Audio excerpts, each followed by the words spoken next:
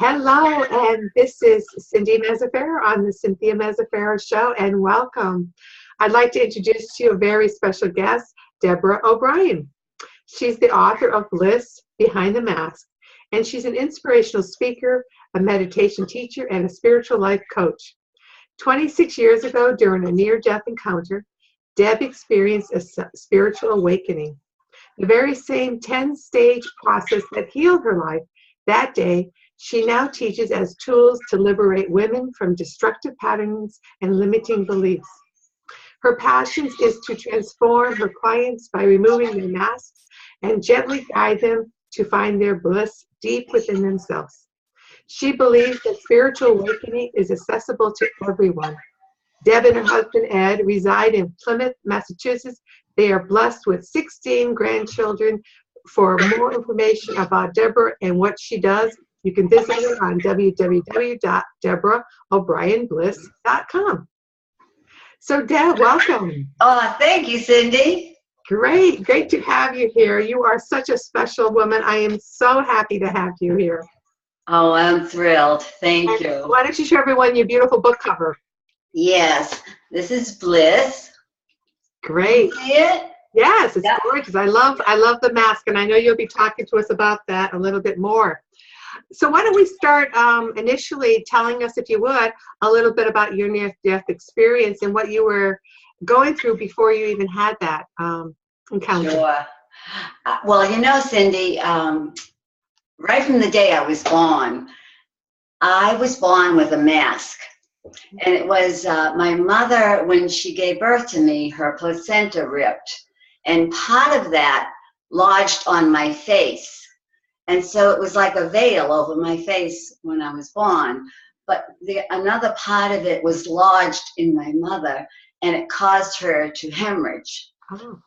So when I was about 3 years old, I heard one of my aunts tell a friend that I almost killed my mother. Oh. And I was only 3, you know, but those words they just penetrated my heart. And I always thought I was the cause of my mother's bad health. And I blamed myself. And then I became like this little people pleaser. And I tried so hard to be perfect and to please everyone, to make up for all the harm that I had done. Right. And, you know, I went through life like that. And when I got older, I became promiscuous. Okay. And, you know, got into alcohol, and that just took me down a very, very dark, dangerous road. Mm-hmm. And when I was 46, I OD'd on pills and alcohol. Wow. 46. But the day I was dying, I was lying there. I had just had the last rites, and the doctors had gathered my family all around to say goodbye. And they said there was no hope. But while I was lying there, all of a sudden I started to feel a little tingle, like in my fingers and in my toes. And then a vibration started to get stronger and stronger. And I felt it like in my groin, and then it came up into my stomach. And then it came up into my heart. And when it got to my heart, it just felt like it was going to burst. I felt such like gratitude was taking over me. And all of a sudden, I was just in the state of bliss, is all I could call it. This white light was all around me. But somehow I knew that that light was love. And I knew that the love was God. And all of a sudden, for the first time in my life, I felt loved. I felt that unconditional love. And there I was. I had been such a sinner, and I had been, you know, living this awful, dark life. And God was just smothering me with his love. And all of it felt so special, and I felt so worthy, you know, and I felt so special that I felt like God liked me more than anyone in the whole world. He just made me feel so good, you know, about myself. And then the doctors couldn't understand, but I just completely got well right then and there. And isn't that amazing? It is amazing. And what I wanted to ask you is, did you ever actually see God? Or was it more of an experience or a presence? Yes, it was just a presence in the light, and the white blinding light just penetrating down, and I could feel it like coming into me, and it was just so powerful. But I knew it was God, you know, that light, and the healing took place right then and there. But you know, when I got out of the hospital, I had to go into a treatment center for alcohol. And while I was there, the first thing they told me was that I had to learn how to love myself. Well, that was going to be very difficult, because my whole life I thought that if you loved yourself, that was a selfish act. And, you know, we didn't want to be self-centered. That was like the worst thing you could be told, you know. And so I had a really hard time learning to love myself. It took a long, long time. Was there an aspect that you had to forgive yourself in that at all? Yes. It was accepting and forgiving myself. And one day, you know, it just hit me that if God showed me how much he loved me, well, who was I that I couldn't love me? You know, did I think I was smarter than God? Did I know something he didn't know? And then from then on, I was on a mission to find ways to love myself, find ways to do things to be good to myself. And it took a long time, but you know, I got it down, and this is what I'm here for. I think I had to go through all that. I had to go to the bottom so that I can help pick other people up. Because if I hadn't been there and experienced it, I don't think I could have understood the pain and the horror that others go through. I think that's so important, and I think that also for each of us, we need to walk our path and to overcome our difficulties for us to be able to use that as a gift to the world in some way further on. And I think when you're going through it, you can attest to this, that when you're going through it, it seems, like you said, you try to kill yourself, right? With the alcohol and the pills. And you don't see an escape. You don't see a way out. You're just hit the bottom. And I know you have some stages that you experienced or you talk about and teach. Can you go through those with us now? Yes. Well, you know, while I was lying there in that state, I just lay there waiting to die. And I wanted to pray, but I wasn't able to form any words. But the words, "Thy will be done," those words played in my head just like a broken record. Over and over again, I kept hearing, "Thy will be done." And today, I believe I surrendered. And that's what brought the healing about. I think it was the first step was surrender. And after a while, I didn't hear the words anymore, but I did hear my breath. And my breath was going in and out in such a beautiful, steady rhythm that I didn't believe it was my own breath. It felt like someone else was breathing for me. So listening to the sound of my breath that day calmed me, and it helped me to feel relaxed. Even though I was dying, I was very calm. And after a while, I wasn't listening to the breath anymore. I was just in this beautiful silence and stillness. And it just felt like serenity was all around me. And I just laid there. I couldn't think about what was happening. I couldn't think about what happened. I was just lying there in that moment, you know, really, really present. And then all of a sudden, I started to feel my vibrations, and they went higher and higher and higher. And I think when they got that high, that's how I connected to the divine. my vibrations went right up, and Now, made when you that say you connection. connected with your vibration, can you define that more for us? What did that feel like to actually vibrate or feel energy? Well, like I said in the beginning, it was just a little tingle. Yeah. But then when I felt it in my groin, it was like a throbbing. And when it got into my stomach, it was like a flutter, like a whole bunch of butterflies were flying around. And then when it got into my heart, it just felt like I couldn't contain it, like it was like more than I could hold inside of me.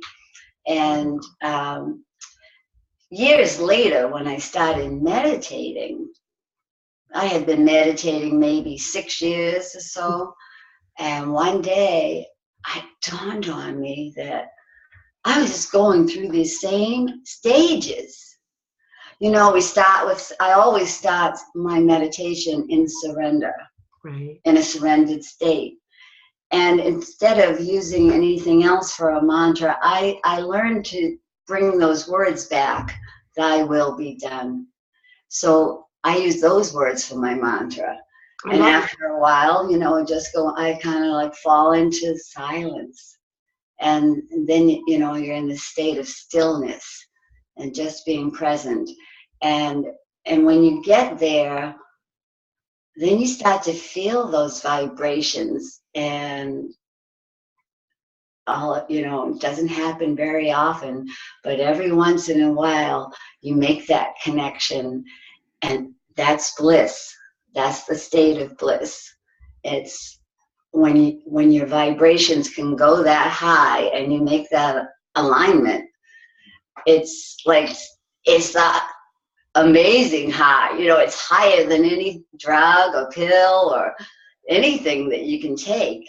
It's just such a height of ecstasy. Right. So when you're in this state of bliss, which I think for people who are out there struggling in pain, feel despondent, depressed, angry. I mean, there's so many words in grief, there's loss. They're ill, fighting a disease. When you're in bliss, what would you say are 3 words that you can articulate as to what it feels like to be in the state of bliss? You feel God's presence. Okay. Yeah. And you let go, and you just let go, and it's okay. Is there a peacefulness? Is there it's amazing peace. Control, uncontrollable love, unconditional love? The tears will roll down your face very gently. It's like a release of probably all kinds of things you're holding in. So with the surrender comes a total acceptance from the God, source of just, you're my child, I just love you. You just can shed those tears, just be vulnerable. I love that surrender. I think that thy will be done. It's so hopeful, but also just so complete. I mean, what more can one say than I surrender and thy will be done? It's just beautiful. Well, when I was drinking, I never would ever say I was going to surrender. Even when I was really, really bad, I just figured I'd rather die than surrender. Mm-hmm. And it's like, you can't make someone surrender. It's something that has to happen when you can't do anything else and you have nowhere else to turn. But once you surrender, everything gets so easy, and you wonder, why didn't I do this a long time ago? Well, and let's talk about that. Why is it that people find surrendering is so difficult? Oh, because people think we're giving up control, and no one wants to give up control. But you know what I think surrender is? It's joining forces with the universe. And how can you go wrong? You can't go wrong when you join forces with the universe, right? There's a greater collective force where surrender, if you give up or you forfeit a race or you surrender in the race or surrender in a fight, there's a winner and a loser. So if you surrender, typically that means you're the loser. But the way you're phrasing it, which I love, is that you're surrendering to a greater whole, where it's not just about you being less or small or hurt. There's a greater collective whole. Yeah, and what he has in store for us is like so much better than we could ever imagine or want, So if we try to hold on to what we want, we're going to miss out on something great, far greater than what we want. Far greater than we can even imagine. Yeah. We only imagine in a very limited way, or limited expectation. We can't imagine what the divine, what the creator, God, the word of your understanding, has in store for you. And it is through this surrender and his divine timing that all can be accomplished. Yeah. I love that. So what are the other stages that you went through? So the second stage was the breath and listening to the breath. Yeah. And, again, I used to smoke like 3 packs of cigarettes a day and, drank my brains out. So I didn't have any breath that left in me at all. And one lung had collapsed, and I had been on a ventilator, and, I really couldn't breathe. I was like, really struggling to breathe. But all of a sudden, while I was lying there, my breath was going in and out, just going so peaceful, and such a beautiful rhythm that I really felt like it wasn't me breathing. Someone else was breathing for me. And I when I look back on that today, I think, yeah, I really believe the Holy Spirit was helping me breathe. Well, but without breath, there is no existence. Yeah. I mean, even in utero, you breathe. You breathe the fluid in. And in some ways, you might have actually been hearing the heartbeat, your breath sounds in utero. You actually be breathing. Yes, because it was so loud and beautiful. It had such a rhythm. And now today, when I learned how to meditate, the first thing you learn is how to breathe, and it took me a long time to learn how to breathe properly. But it's all part of meditation, and it's so relaxing. So for people that struggle and can't sit still to meditate, I always tell them just to start out with just listening to the sound of their breath, because it can calm you down and give you such peace just by doing it for just a minute, or even a half a minute.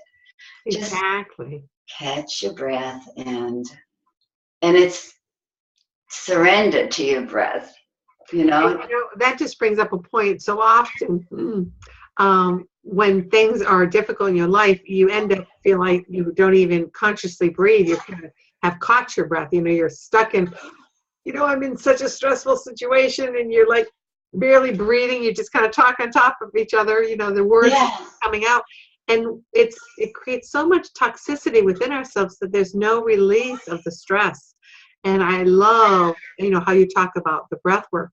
Let me ask you one question. Do you breathe into your nose through your mouth and out through your mouth, or do you do continuous breathing through your mouth only? Because I've heard it both.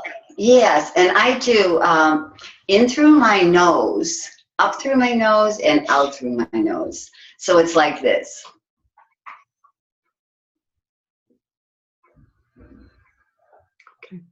Because I've heard many various ways. I've heard only through the mouth, and I've heard in through the nose and out through the mouth. And I think, some of you may have lung issues, in that breathing one particular way doesn't work for you. You need to find what works for you. But the sound of the breath work is so elemental. It's the most basic thing one can do to exist and live.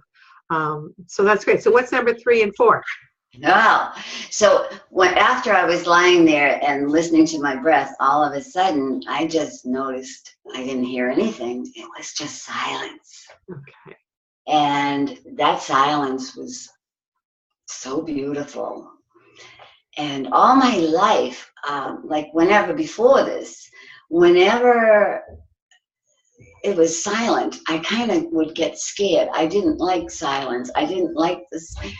I just was scared of silence. Isn't that crazy? Oh, no, not Couldn't necessarily. stand it, so if the house got really silent, I'd have to run out. I'd find something to do. I just couldn't stand that silence. And so then that day that I was lying there, I was like, oh, the silence is so soothing and so wonderful. And then years later, when I started meditating, it's been that silence that it just really, your mind stops. And, that little voice in your head, after a while, it just doesn't bug you anymore. And it's just silence. That's just what happened while I was lying there. Because all my life, I always had this vindictive voice inside my head that would torment me and say these awful things to me all the time. And that day I was dying, right before the end, that voice was still saying things to me like, oh, you loser, look what you've done. Look how you've made your children suffer. It just would go on and on. But when I fell into that silence, that voice couldn't get in. And that was like so beautiful. I was protected in the Beautiful. silence. Yeah. So how long, then what happened after the silence? Then the silence fell into this state of stillness. Mm-hmm. And there's a difference between silence and stillness. And in the stillness, all of a sudden, you realize that there's someone else there besides who you think you are. And in the stillness, it's like you realize your soul, and you just connect with your soul in the stillness. And it's an awareness of who you really are. Interesting. Yeah. So it's kind of a coming together of presence, of joining with your spirit, or is it also joining with the greater spirit of God, or not at this point yet? And no, it was just with my own spirit. Okay. And, of realizing who I really was. I wasn't the girl that I thought was so awful all these years. I realized, I was me. Beautiful. Mm-hmm. Great. Yeah. And was there another stage after this? Yes. Well, after that, it was just being present. And I think in that present, it was, this all took place in such a short time, but that present moment was what just all of a sudden those vibrations started right after that. Okay. And those vibrations started off like so slowly, like I said, there was just a little tingle in my toes and a little tingle in my fingers. But as those vibrations got stronger and stronger, and today you can bring your vibrations up too. You can get your vibrations up. You don't have to be on your deathbed to bring your vibrations up. And all of the things you talk about, you don't have to be on your deathbed to reacquaint with yourself, to get that personal interrelationship of spirit, who you are, and not the persona that you've taken on that people have made you think that you are, or one that you create that you think people love. It's learning to really love yourself. I love it. And I love the whole symbolism with the placenta and the mask on your book. I just think that's so powerful. And I just know that a lot of the clients I work with, and I know for you yourself, that we are often so untrue to who we are to the world, in that we do wear a mask that presents ourselves to how we think people want us to behave and their expectations to be loved. And what happens is you're not true to yourself. And that falsehood is so disruptive and so really in injury for us within ourselves, because we become so unrestful within. Yes. Yes. And, I see this with women so much today, especially. I think more so than ever, because the women have so much on their plates, and they have to be a mother and work and a wife and a friend, and they have so much to give and no time for themselves. Right. And they put themselves last. Yeah. And that's what I did. I wore the mask and I put myself last. And look where it got me, It's so true. And, I always say the greatest commandment is love your neighbor. And we forget the last part of it, as yourself. And if we can't love ourselves, then no matter how much you think you're helping everyone else outside of you, you really aren't coming from a place where love exudes out of you, and everything you do, it's purposeful, it's forced, it's expected, it's what you think people want. It's never really truly just there as a presence. So ultimately, we all need to learn this self-love, which we've all heard about. So now that you've gone through this experience and you've reacquainted with yourself, how has it now transformed your life? Oh, my life is just like so transformed, And I never thought I could ever have this life that I live now. I never dreamed that it would ever be so wonderful. And it's so wonderful today to be able to give back, and to help other people that are going through what I went through. And I just feel so blessed to have survived and to be here today. And anyone looking at you, Deb, is just, you exude just a beautiful calmness, a peacefulness, a stillness within yourself, but also an exuberance of life and of energy, and just your passion, what you're doing and teaching and bringing to the world. I mean, just everyone that can see that feels that energy from you. So it's so truly powerful. Oh, thank you. So how was it for you to really decide to share this story? It's personal, I mean, of course, then you can feel people are judging you. You were this before, you were an alcoholic, or you were a drug addict, all of those things, promiscuous. I mean, it's hard to reveal our sins, if you will, our shortcomings. And here you brought that forth. And in a way, it was, I think you probably will agree, you were actually taking your mask out by revealing it. You actually could be true to yourself. Yeah. And, I knew for a long time that I should tell my story, but I really didn't want to because it's so embarrassing. And I put off doing it for a long, long time. But 6 years ago, I had just finished meditating, and I went to get out of my chair. I got into this state right here, getting to push myself up. And right here in the back of my left ear, I heard this loud whisper, teach.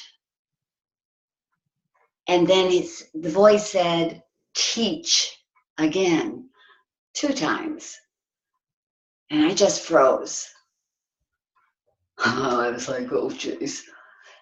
But then the 3rd time, the whisper was, teach my flock.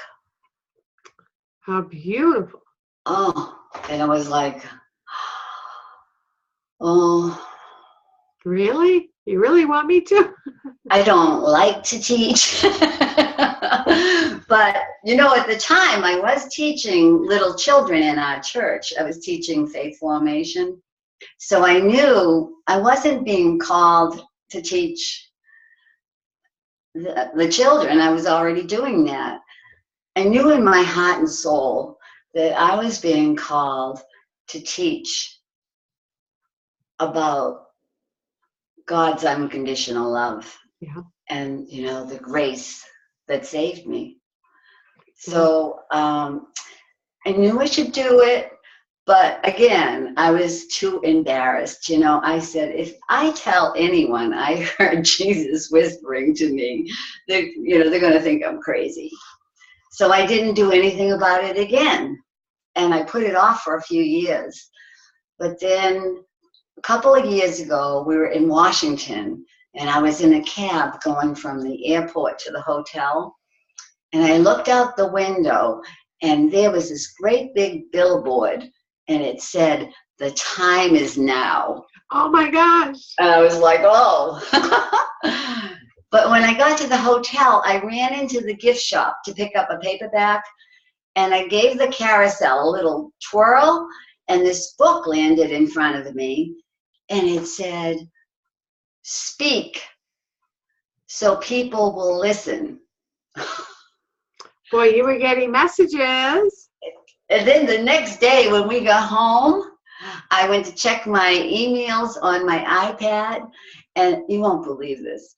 There on my iPad was this ad from Balboa Press Publishing Company, and the message was, "The universe wants you to tell you a story."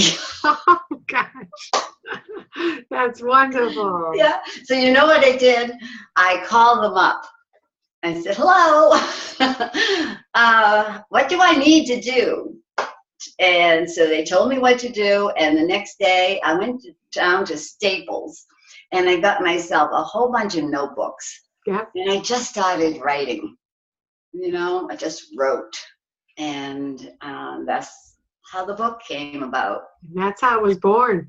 Yeah. Wow. But there were so many opportunities throughout their whole story to have just turned away from hearing the breath, turn away from the stillness, turn away from reconnecting and finding that inner connection, and turn away from the whispering of the teaching and all those symbols that I believe we all incur in our day, those beautiful angelic messages that are there.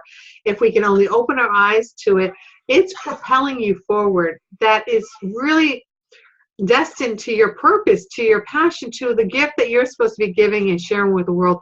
And everyone, I know you'll agree, every one of us has this capability. We just open to it, to receiving it. It's just amazing. And I have a similar story, not the near-death experience and not the promiscuity. I was the other way. I was a very good, proper girl. But I mean, I still had to learn about loving myself, self-empowered. We all need to learn to self-love. It's so elemental. And when we learn to love ourselves, we get to love the world. Yes. Yeah. So if you had to say a message from the Creator to teach His word, what is it that you say in your book is that word that He wants us to know? Oh, He wants to know. He wants us to know how much He loves us. He loves us so much. I know, because He showed me. And, and I certainly wasn't really like the ideal child. But He loved me with all my faults and all my flaws. He loved me anyway. So that's what He wants everyone to know, is how much He loves us. And He wants us to love ourselves, and treat ourselves with respect. And when you love yourself, if you don't love yourself, it's like saying, "You didn't do a very good job making me, and I don't like what you gave me." And, it's just so disrespectful. You criticize God and His beautiful creation. Criticizing God. Mm-hmm. Yeah. Yeah. And when you criticize anyone, you're lacking any gratitude. So when you criticize God, or you start blaming God, "You made me this way," or "You made my life this way," then, how can God ever enter into your world if you turn Him away, Right. So it's through that surrender and acceptance and faith and trust in God where everything will come to you. And it's amazing when it does. Yeah, it really is. And surrender, is I don't want people to be afraid of that word, but if you just try it, if you just surrender the 1 hour and see what happens, and then surrender the next day, try the whole day. Because, I don't get out of bed in the morning until I say, "I surrender. I surrender this day." For what it will bring, not what you are destined to go and navigate down.